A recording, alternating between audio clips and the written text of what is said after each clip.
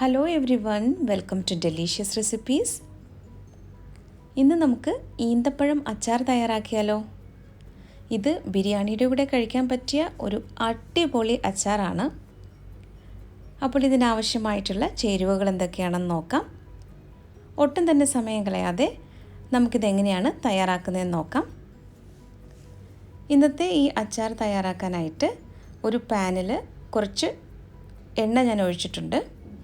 Vegetable ഓയിലാണ് ഞാൻ എടുത്തിരിക്കുന്നത്. സാധാരണയായിട്ട് അച്ചാർ തയ്യാറാക്കുന്നത് നല്ലെണ്ണയിലാണ്. നല്ലെണ്ണ താല്പര്യമുള്ളവർക്ക് അത് ഉപയോഗിക്കാം.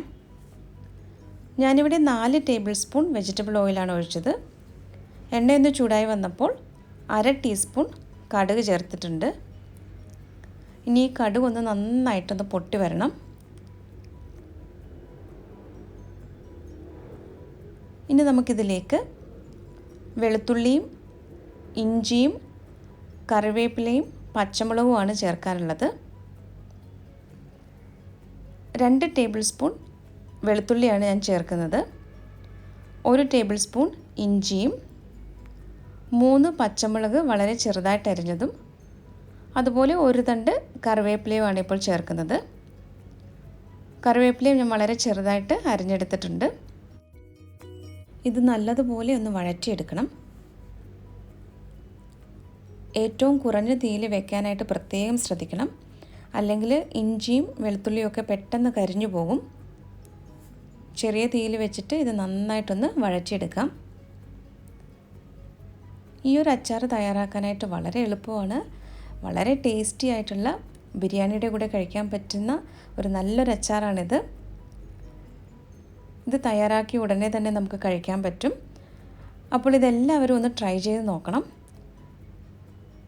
ട്രൈ ചെയ്ത് നോക്കിയിട്ട് ഫീഡ്ബാക്ക് കൂടി തരാനായിട്ട് മറക്കരുത്. ഒരു 10-15 മിനിറ്റ് കൊണ്ട് തന്നെ നമുക്ക് ഈ ഡേറ്റ്സ് പിക്കിൾ തയ്യാറാക്കിയെടുക്കാം. അപ്പോൾ ഇഞ്ചിയും വെളുത്തുള്ളിയും ഒക്കെ നന്നായിട്ടൊന്ന് വഴന്ന് വരുന്നത് വരെ ഒന്ന് വെയിറ്റ് ചെയ്യാം.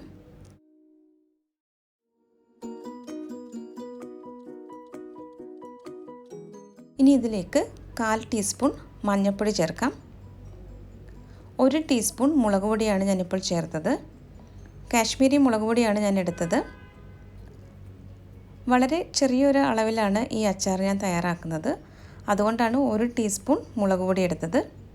നിങ്ങളുടെ സ്പൈസ് ലെവലിനനുസരിച്ച് മുളക് പൊടിയുടെ അളവ് അഡ്ജസ്റ്റ് ചെയ്യാം. ഇനി ഇത് നന്നായിട്ടൊന്ന് മിക്സ് ചെയ്തെടുക്കാം. ഇനി ഇതിലേക്ക് അടുത്തതായി ചേർക്കുന്നത് ഉലുവ പൊടിച്ചതും കായം പൊടിച്ചതുമാണ്. 2 നുള്ളു വീതമാണ് ഉലുവ പൊടിച്ചതും കായപ്പൊടിയും ചേർത്തിട്ടുള്ളത്. ഇനി ഇത് നന്നായിട്ടൊന്ന് മിക്സ് ചെയ്തെടുക്കണം. പൊടികളെല്ലാം നന്നായിട്ടൊന്ന് മൂപ്പിച്ചെടുത്ത ശേഷം ഇതിലേക്ക് വിനാഗിരിയാണ് ഇനി അടുത്തതായിട്ട് ചേർക്കാനുള്ളത്.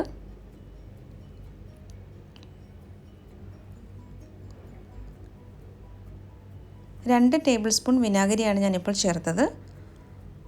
വിനാഗിരിയുടെ അളവ് നിങ്ങളുടെ ഓരോരുത്തരുടെയും ടേസ്റ്റിനനുസരിച്ച് ചേർക്കാവുന്നതാണ്. ആദ്യം കുറച്ചൊഴിച്ച് നോക്കുക. വേണമെങ്കിൽ മാത്രം പിന്നീട് കുറച്ചുകൂടി ചേർത്താൽ മതി.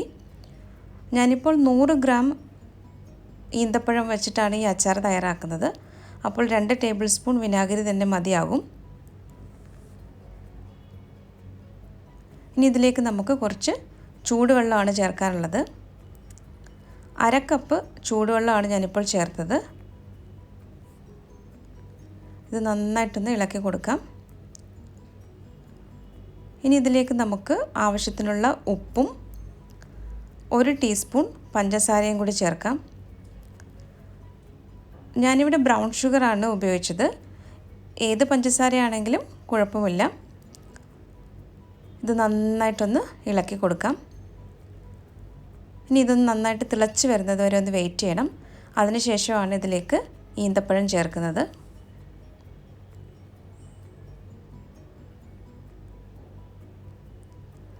നല്ല മധുരവും പുളിയും എരിവും ഒക്കെയുള്ള ഒരു അച്ചാറാണിത്.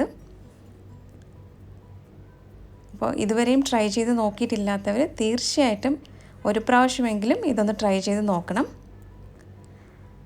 ഞാനിപ്പോൾ 100 ഗ്രാം ഈന്തപ്പഴമാണ് ഇതിലേക്ക് ചേർത്തത്. വലുതാണെങ്കിൽ 4 മുറിക്കാം. ചെറുതാണെങ്കിൽ രണ്ടായിട്ടോ അല്ലെങ്കിൽ മൂന്നായിട്ടോ മുറിച്ചാൽ മതിയാകും. ഇനി ഈന്തപ്പഴം നല്ലതുപോലെ ഈ മസാലയുമായിട്ടൊന്ന് മിക്സ് ചെയ്തെടുക്കണം. ഡേറ്റ്സ് നല്ലതുപോലെ കുക്ക് ചെയ്തെടുക്കണം. നമ്മുടെ ചാനലിൽ ഫിഷ് പിക്കിളിൻ്റെയും മാങ്ങാച്ചാറിൻ്റെയും റെസിപ്പികൾ നേരത്തെ ഞാൻ പോസ്റ്റ് ചെയ്തിട്ടുണ്ട്. ആ വീഡിയോകൾ കണ്ടിട്ടില്ലാത്തവർ അതൊന്ന് കാണുക. സമയം കിട്ടുമ്പോൾ ഈ റെസിപ്പികളൊക്കെ ഒന്ന് ട്രൈ ചെയ്ത് നോക്കണം. ഈ സമയത്ത് ഉപ്പും മധുരവും പുളിയും ഒക്കെ പാകമാണെന്ന് നോക്കാം.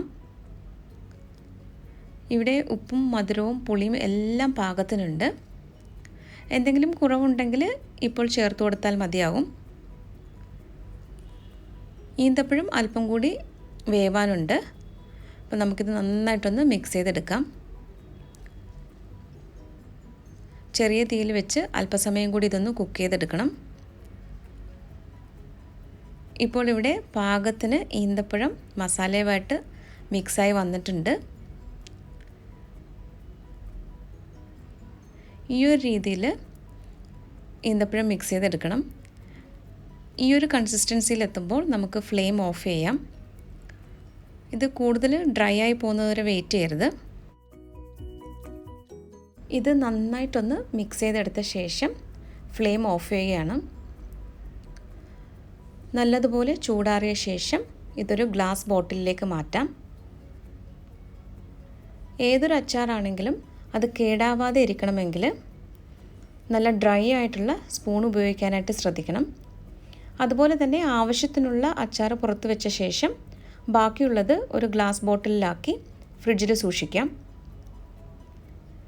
അങ്ങനെ വളരെ രുചികരമായിട്ടുള്ള നമ്മുടെ ഡേറ്റ്സ് പിക്കിൾ ഇവിടെ റെഡി ആയിട്ടുണ്ട്. അപ്പോൾ എല്ലാവരും ഇതൊന്ന് ട്രൈ ചെയ്ത് നോക്കുമല്ലോ.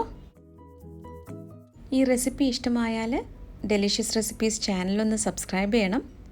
സബ്സ്ക്രൈബ് ബട്ടൺ അടുത്ത് കാണുന്ന ബെല്ലൈക്കൺ പ്രസ് ചെയ്ത ശേഷം ഓൾ എന്ന ഓപ്ഷൻ കൂടി പ്രസ് ചെയ്ത് കൊടുക്കാൻ മറക്കരുത്. എങ്കിൽ മാത്രമേ ഞാൻ പോസ്റ്റ് ചെയ്യുന്ന വീഡിയോയുടെ നോട്ടിഫിക്കേഷൻ നിങ്ങൾക്ക് കിട്ടുകയുള്ളൂ. അപ്പോൾ അതുകൂടി ചെയ്യാനായിട്ട് മറക്കരുതേ. മറ്റൊരു നല്ല റെസിപ്പിയുമായിട്ട് വീണ്ടും വരാം. താങ്ക്